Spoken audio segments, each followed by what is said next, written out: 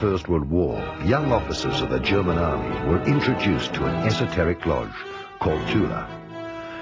This lodge uncovered the secret world conspiracy of the Illuminati.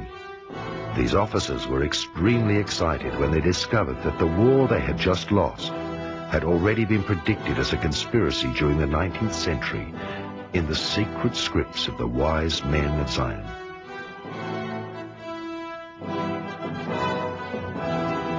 The secret scripts of the wise men of Zion, the Illuminati, quoted, "We are the one force which finances all parties and wars until mankind gets weary of wars. We are the one force which brings power to the powerful, whether it be kingdom, aristocracy, communism, or capitalism. And because they are indebted to us and they are tired of fighting, we will introduce a new world order to control all finances and national debts. Mankind will have to rewrite history when it examines who financed the Napoleonic Wars, Lenin's Communist Revolution, and all political parties of the First World War." Towards the end of the 18th century in Europe, especially in Germany, a new movement was founded which was interested in deeply spiritual matters. The origin of mankind and all the secrets of Atlantis were of particular interest. These spiritual groups were inspired mediumistically by invisible masters who taught European scientists visiting India and Tibet.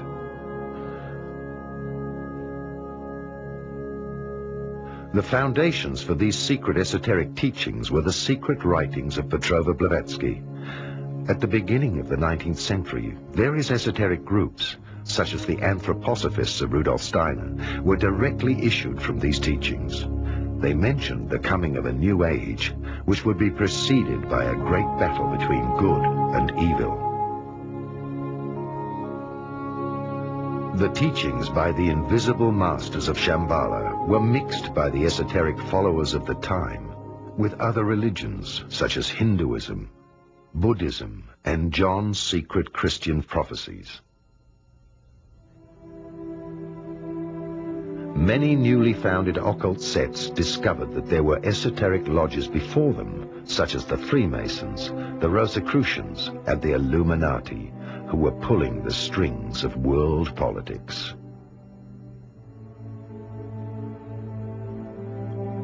The new occultists of the turn of the century were waiting for the new golden age to arrive, and like various sects today, believed themselves to be the chosen ones. They would inherit eternal life and 1,000 years empire after the apocalypse and the return of Christ. At a time of turmoil, many groups wished for one enlightened leader. Shortly before his death in 1923, Dietrich Eckart is supposed to have said, "Follow Hitler, Hitler will dance. I have composed the music to his dance. I have given him the opportunity to get in touch with them. Do not accuse me. I will have had more influence on history than anybody else." To get in touch with them, what did he mean? In essence, and theoretically, it meant that Dietrich Eckart gave Hitler the possibility to contact the powers of Agati. He convinced him that he had to complete the work of Agati. It meant the demise of Shambhala represented in the international Freemasonry.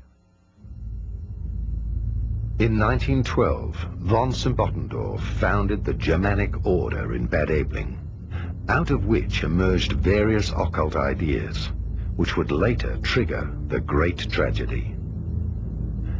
They saw in the old Freemason and capitalistic lodges the personification of the evil enemy. In 1918, after the German defeat of the First World War, this Germanic Order in Munich merged with many other groups into the Thule Society. They also invited recently discharged officers to attend their meetings. At the meetings, they discovered that the financial lodges of the Zionists had merely used them on the battlefields. One can only guess that they saw the personified Satan in both the Freemason and the capitalistic lodges, who had financed the war. Thus, the Second World War was already pre-programmed. For many years, people had worked on the illusion of ridding the world of a Satan and on the triumph over evil in a last battle, making way for the 1,000-year empire and the return of Christ. The Thule Society naturally had a large number of prominent members in its ranks, also people who later became famous in National Socialism. Of course, Rudolf Hess is particularly well known to have been essentially working in the Fighter Alliance in the Thule Society.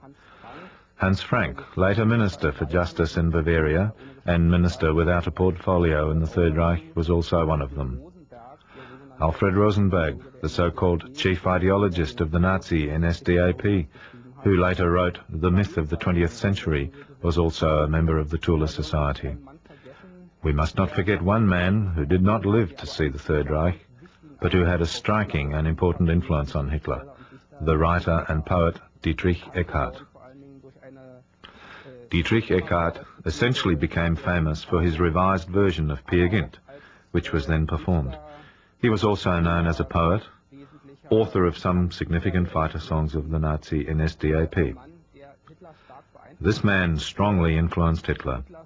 He clarified and gave direction to the confused ideas which Hitler already had in Vienna. Hitler and Eckart came together and often discussed different political questions. Eckart managed to direct Hitler's antagonistic opinions of Marxism and capitalism into a unified anti-Semitic view. Most importantly, Eckart provided Hitler with important connections within the society. He helped him to become courteous, well-mannered, and introduced him to the refined people who were able to help him financially. Ihn bei den feineren Leuten eingeführt hat, ebenfalls Finanzen beigesteuert hat. Und Eckart war ein Mann, der Eckart was obviously not a member of the Thule Society, but was in close contact with the leading figures of the society.